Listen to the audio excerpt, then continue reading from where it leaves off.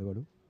Bonjour à tous, nous commençons tout de suite le prochain Agora avec vous, Jacques Bitton, bonjour. Bonjour. Alors vous êtes le président de DINOV. DINOV, c'est une société de biotechnologie qui est sur un segment très particulier. C'est des bactéries qu'on appelle les déinocoques. On ne les connaît pas forcément, parce que bon, à l'école on apprend les staphylocoques, d'autres, etc. Mais grâce à ces bactéries qui sont d'un genre tout à fait particulier, vous êtes en train de faire des projets de R&D puis des applications industrielles absolument incroyables. Est-ce que vous pouvez nous rappeler un petit peu en quelques mots l'histoire de ces fameuses déinocoques, parce que je pense que les gens ne connaissent pas forcément et c'est assez fascinant. Voilà. Alors, bonjour. Alors, notre stand est situé juste en face pour les gens qui sont intéressés. Donc, c'est pas facile de voir tout le monde. Les bactéries déinocoques. Déinocoque, ça veut dire en latin l'abeille étrange. C'est une bactérie qui a été découverte par hasard en 1956 dans des boîtes de conserve qui ont été irradiées. Et on s'est rendu compte que cette famille de bactéries était capable de résister à des doses de radiation nucléaire à peu près 10 000 fois plus que moi. Et elle est capable de se revivifier. Donc il y a eu pendant 50 ans jusqu'en 2006 des centaines de chercheurs qui ont travaillé sur cette bactérie qui est de nos jours est connu comme l'organisme le plus robuste au monde et le plus résistant. Et le plus ancien aussi, je crois que ça remonte. C'est une bactérie qui a 4 milliards d'années environ, sachant que la Terre a 5 milliards d'années. Donc c'est une bactérie qui était très peu travaillée parce qu'elle était totalement inconnue, sauf dans ces boîtes de conserve par hasard. Et en 2006, il y a un professeur franco-croate qui s'appelle le professeur Radman qui a trouvé comment cette bactérie s'adaptait et résistait aux radiations. On a démarré à ce moment-là la société en déposant le brevet, en démarrant la société qui s'appelle DINOV. Comme vous le voyez, DINOV, c'est l'innovation par les déinocoques. Et donc, on a démarré, et l'idée de base, c'est pour repartir sur la conférence de M. Le Hénaf d'Arkema juste avant, on a besoin de plus en plus de développer, tant pour l'énergie que pour la chimie, des nouveaux procédés biologiques. Ces procédés biologiques, actuellement, tout le monde va les développer avec des bactéries. Qu'est-ce qu'on fait? On travaille avec des bactéries connues. La plus connue, c'est Escherichia coli, mais il y en a d'autres, qui ont un gros désavantage, c'est que ces bactéries sont très fragiles industriellement. Elles résistent mal aux chocs industriels, dans les réacteurs. Aux fortes températures. Fortes températures. Elles résistent mal. Quand vous l'avez modifiée un peu génétiquement ou optimisée, elles résistent mal. Alors que, je rappelle, les déinocoques sont ultra résistantes. On les trouve dans la lave des volcans, pratiquement, dans les déserts, dans les mines de sel, enfin vraiment dans des endroits improbables. Oui, alors nous, on a envoyé des chercheurs dans le monde entier chercher dans des endroits improbables. Le métier de chercheur est très dur, être obligé d'aller dans des déserts ou dans des bords des volcans. Ils nous ont ramené des déinocoques, on les a sélectionnés. On a maintenant une banque de 7000 déinocoques. Et ces déinocoques ont une caractéristique très importante, elles sont capables de dégrader la biomasse. C'est-à-dire, vous prenez de la biomasse végétale, des feuilles, des extraits de paille, et elle va vous transformer ces déchets en des petits sucres, et ces petits sucres, elle les transforme en des molécules d'intérêt. Et on s'est positionné, nous, sur deux grands marchés pour l'instant. L'un, les biocarburants, les biofuels, c'est-à-dire à partir de déchets, faire des biocarburants. Et le deuxième, et ça rejoint Arkema, c'est tous les projets de chimie verte. C'est-à-dire qu'actuellement, vous savez que l'Union européenne espère que 20 à 30% de notre chimie sera chimie verte, donc biosourcée, dans les années 2020-2030. Et donc, il va falloir développer des nouveaux procédés. Donc, le but de DINOV, ce n'est pas de devenir un industriel, c'est de devenir une société, et nous sommes une société de recherche et développement pré-industriel. On s'arrête aux petits fermenteurs et on travaille avec des sociétés qui ensuite développent nos procédés pour les amener au niveau commercial, et nous, on reçoit des redevances. D'accord, donc finalement, le modèle économique de DINOV, c'est plutôt de déposer des brevets et d'être à la pointe de la R&D et puis de montrer aux industriels, voilà ce qu'il est possible de faire. Maintenant, vous nous payez une licence, ou vous allez un peu plus loin quand même que juste la recherche? Non, l'idée, c'est d'aller au développement jusqu'au petit fermenteur d'une centaine de litres, 300 litres. C'est ridicule pour des industriels, c'est très gros pour des chercheurs. On a actuellement plus de 16 familles de brevets internationaux qui couvrent tous les aspects des déinocoques. On est la seule société au monde à avoir des brevets sur les déinocoques. Donc on a une propriété intellectuelle très très forte qui nous protège fortement vis-à-vis de nos partenaires et vis-à-vis de nos concurrents potentiels. Et l'idée, c'est, on s'arrête aux 300 litres. Une fois qu'on a un procédé de chimie verte ou de bioéthanol qui marche sur un procédé 300 litres, on le transfère à nos partenaires. On a pour le bioéthanol un partenaire historique qui est le groupe Tereos. Donc c'est la maison mère de Béguincé, c'est le numéro 2 européen du sucre qui nous soutient dans un projet qui est devenu notre actionnaire, qui est un siège au conseil d'administration. Et donc avec Tereos, on développe un projet pour transformer de la biomasse issue de résidus de blé en bioéthanol. D'accord. Le business model de Tereos, c'est de vendre du biocarburant ou ça sera une diversification pour eux? Non, c'est de modifier leur procédé actuel est un procédé qui est économiquement peu rentable, puisqu'il part de blé pour arriver à du bioéthanol. Vous avez vu l'augmentation du prix du blé, le bioéthanol ne bouge pas. C'est un procédé qui est assez consommateur d'énergie, parce qu'il est à basse température, etc. Et nous, notre procédé est beaucoup plus efficace en termes d'énergie. Et donc l'idée de Tereos, c'est de substituer dans des usines existantes leur procédé actuel par notre procédé. On peut espérer, au vu de nos résultats actuels et de ce qu'on a annoncé récemment en septembre, des résultats actuels, que le procédé sera opérationnel en 2014 dans les usines de Tereos. Et on a une idée de l'échelle d'amélioration. Par exemple, on a la fermentation classique avec les anciennes bactéries, avec vos nouvelles bactéries.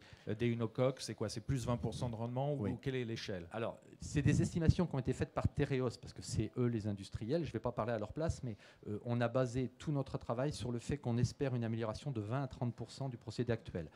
20 à 30%, pas seulement sur le rendement du résultat, mais aussi sur le fait qu'on va consommer moins d'eau, moins d'énergie et qu'on va avoir des fermenteurs plus petits. Donc c'est le principe. D'accord. Donc là, aujourd'hui, quand vous avez compris ces propriétés magiques du déinocoque, vous avez pu le faire à petite échelle. Et là, vous êtes allé jusqu'à l'échelle des 300 litres. Mais pour une application industrielle, il faut maintenant prouver que ça marche à quelle échelle? Alors, pour l'instant, on est plutôt au stade du 20 litres. C'est ce qu'on a annoncé en septembre. On est en train de travailler jusqu'à mi-2013 dans le programme initial pour aller jusqu'aux 300 litres. Donc inconnu, là, encore. C'est pas encore fait. Alors, en termes scientifiques, les performances du passé ne préjugent pas de l'avenir, pour revenir à des termes boursiers. Donc, grosso modo, en tant que scientifique dans l'équipe, on ne voit pas de difficultés technologiques ou scientifiques qui nous semblent insurmontables. Je vais être le plus correct possible. Faire ce qu'on a fait aux 20 litres et améliorer la souche jusqu'aux 300 litres, de mon point de vue, je peux toujours me tromper, ça n'est pas le point le plus difficile. Parce que vous aviez déjà fait une étape de 10 litres, puis pour aller à 20 litres. Et là, alors, ça s'est passé comme une lettre à la poste? Oui, pour donner un ordre d'idée, la souche qu'on a actuellement produit 3% d'alcool, parce que c'était une étape. Il fallait que sur ces 3% d'alcool, maintenant, il faut qu'on aille jusqu'à 8%. Alors après, il y a les optimistes et les pessimistes. On est parti il y a 1 an et demi de 0,001%, on est arrivé à 3%. C'est pas mal. Question, est-ce que maintenant, si vous êtes pessimiste, vous dites c'est bien, mais est-ce qu'ils vont arriver à 8? Voilà. Si vous êtes optimiste, je le suis naturellement, vous vous dites, allez, ils ont déjà fait un bout du chemin, ils vont faire le reste. Voilà, c'est ça. Alors il faut qu'on améliore la souche pour qu'elle réponde aux critères de Tereos, puisque l'application industrielle, notre but, c'est d'aller le plus vite possible vers une application industrielle. Donc, il faut qu'on améliore cette souche, particulièrement sur la quantité d'alcool produite, et après qu'on augmente les volumes. D'après Tereos, si nous avons une souche qui est excellente aux 300 litres, ça ne pose pas de problème de faire la montée d'échelle jusqu'au fermenteur de plusieurs dizaines de milliers de litres.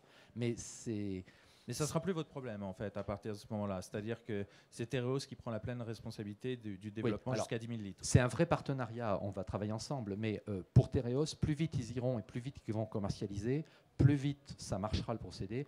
Et nous, on touchera des redevances par litre d'éthanol sorti. Donc c'est un partenariat qui est intelligent dans le sens où ils ont intérêt à aller vite et on a intérêt à ce qu'ils aillent très vite. Voilà, et vous ne serez pas payé one shot pour le brevet, c'est au rendement. Donc potentiellement, si ça marche, c'est une espèce de rente à vie pour Deinov et ses actionnaires, si ça marche.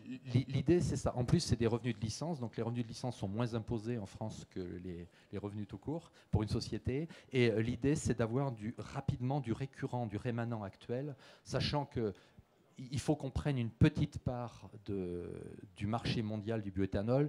Alors les chiffres varient, mais c'est estimé à peu près à 37 milliards de dollars par an.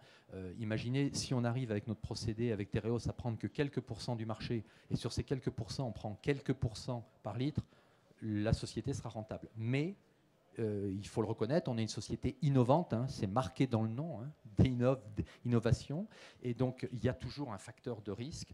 Tous les mois, on avance et on réduit de notre point de vue ce facteur de risque. Quand vous regardez, on est suivi par plusieurs analystes financiers qui, de mois en mois, à chaque analyse, réduisent le facteur de risque, mais il existe toujours. Hein. D'accord. Et ce choix stratégique d'avoir finalement loqué votre destin avec celui de Tereos plutôt que d'être en producteur d'innovation, mais pour tous, c'est-à-dire d'être en train de poursuivre des projets identiques avec d'autres partenaires. Il fallait avoir l'exclusivité? Alors, ce que nous voulions, c'est nous accrocher assez rapidement et avoir un partenariat avec une société qui soit capable de faire le pilote industriel, parce que c'est un métier, le pilote, ça coûte très cher. Et donc, on a signé avec Tereos une licence non exclusive en France sur un certain nombre d'usines. Et toutes les autres possibilités sont ouvertes. Il y a 550 usines de bioéthanol dans le monde. Il y a certains groupes américains sur le maïs ou d'autres qui en font 50 usines. L'idée, c'est une fois qu'on aura les résultats l'an prochain du 300 litres, d'aller, et notre business développeur, M. Krell, est sur le stand, d'aller voir d'autres sociétés en disant, voilà, on a une société qui marche sur des résidus de blé, jusqu'aux 300 litres, maintenant on peut travailler avec vous. Et on a déjà des premiers contacts. L'idée, c'était d'avoir une preuve de concept pré-industrielle avec Tereos. Par exemple, on ne travaille qu'avec des substrats industriels. C'est-à-dire on ne travaille dans nos laboratoires et dans nos équipes de développement qu'avec les substrats de Tereos. D'accord. Alors, il y a d'autres perspectives, parce que là, c'est sur la biomasse qu'on va transformer en bioéthanol, mais vous êtes aussi, comme l'intervenant précédent, Arkema, dans la chimie de spécialité, et aussi dans le médical avec les biomédicaments. Est-ce que vous pouvez nous en dire un mot ? Alors, il y a 2 points. Il y a un point principal pour nous, qu'un axe, qui est la chimie verte. Nos bactéries, cette famille de bactéries produit, alors elle est rouge naturellement pour ceux qui iront sur notre site internet. Cette bactérie, elle est rouge. Si elle est rouge, elle produit un colorant particulier et ça lui donne une chaîne à l'intérieur de biologique qui fait qu'elle produit un nombre très important de molécules d'intérêt chimique, dans le terme des parfums, dans le terme des arômes, au niveau des caoutchoucs biologiques, dans les détergents, etc., etc. Enfin, dans un grand nombre d'applications. Et donc, on utilise cette propriété et on est en train de développer des projets pour transformer de la biomasse dans ces composés chimiques. Et on cherche la même chose, on est en train de discuter pour signer un partenariat avec un chimiste de la même manière qu'on a signé avec Tereos. Et ça, c'est un projet qu'on appelle DeinoChem, donc pour la chimie de Deinov, qui est en cours de discussion et sur lequel on va communiquer prochainement. Un autre projet qui est un peu annexe, c'est les antibiotiques. Nous nous sommes rendus compte par hasard, c'est ça qui est beau avec la biologie, au départ, c'est que nos antibiotiques sont capables, nos bactéries sont capables de produire des antibiotiques. Et donc on a créé un projet qu'on a appelé Deinobiotiques. On est très intelligent au niveau des noms de projets. On a créé un projet sur lequel on va communiquer assez prochainement parce qu'il y a des résultats qui commencent à apparaître et une stratégie qui a été mise en place pour accélérer ce projet. Et c'est pour nous plus une opportunité. L'idée, c'est on est une biotech industrielle. On veut des retombées à des délais entre 3 à 7 ans quand on démarre un projet. On n'est pas une biotech pharma où il y a toutes les phases à suivre. Et pour nous, le côté antibiotique, c'est une opportunité. Si ça marche, tant mieux, et on retirera de l'argent pour accélérer nos autres développements. Si ça ne marche pas, c'est un sujet qui sera arrêté, mais ce n'est pas le cas. Alors, il nous reste environ 1 minute. Vous avez fait une introduction en bourse, c'était en 2010, donc c'est récent. Le cours se tient, mais bon, vous avez levé de l'argent, 12 millions d'euros, vous en avez brûlé à peu près 5 depuis, il vous en reste 7.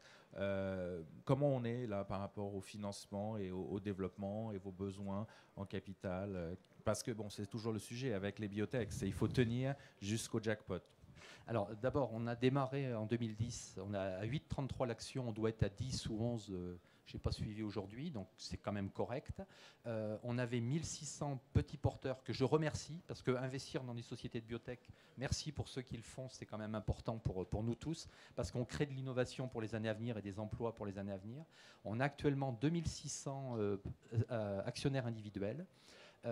Pour le moment, sur les projets que l'on développe, c'est-à-dire principalement le projet bioéthanol, chimie verte, antibiotiques début, on a toujours dit qu'on avait suffisamment d'argent pour aller jusqu'à début 2014 le truc. Alors après, le mais, je sais qu'en français, le mais tue ce qu'on a dit avant, mais le mais, à savoir, on est en train de se rendre compte que nos déinocoques ont des propriétés bien supérieures à ce qu'on attendait. On a annoncé récemment qu'on a été rentré dans un partenariat avec plusieurs sociétés, dont Limagrin, pour la dégradation des plastiques. Les plastiques posent un énorme problème d'environnement. On démarre un projet de dégradation des plastiques où les déinocoques pourraient aider à dégrader les plastiques. On a des applications dans les anticancéreux qu'on n'a pas regardées, on pourrait. On a des applications dans les cosmétiques qu'on n'a pas regardées. On a un certain nombre d'applications qu'actuellement on garde dans nos poches. Donc vous restez sur le business plan de l'introduction en bourse. Mais je pense qu'il faut quand même penser en termes de stratégie à faire grossir la société et de se dire arrêtons de garder ces projets et donc voilà, donc le moment venu, vous excluez rien. Voilà, c'est-à-dire on ne dit rien, mais il faut quand même se projeter sur l'avenir. D'accord. Jacques Bitton, président de Déinocoque, je vous remercie. Merci, au revoir.